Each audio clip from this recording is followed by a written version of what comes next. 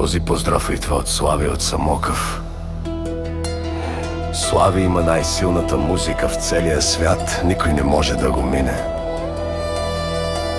Специјален поздрав за неговата прекрасна жена и за техниот син Силвестар. С многу љубов од тяхното семејство.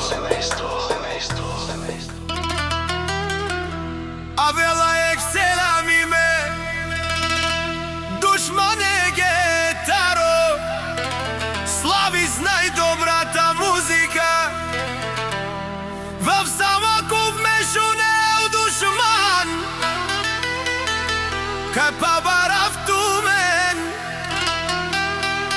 Тумаре гера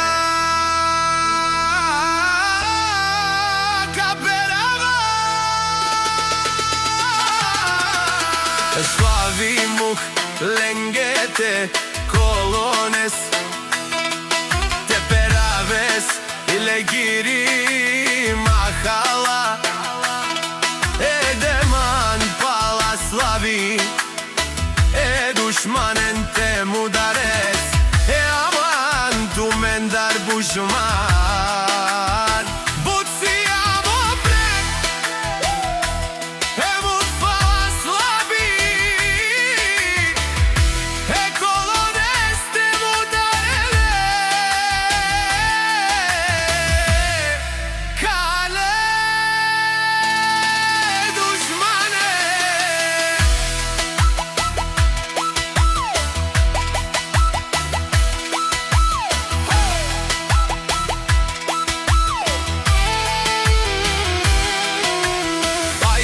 Zmavi muzikanta, тут на ширезе православи Оркестара те авен, тут на штина кавен Душман, капа бара спумен Ослави музиканта Андо само пожуне Само поводу шуман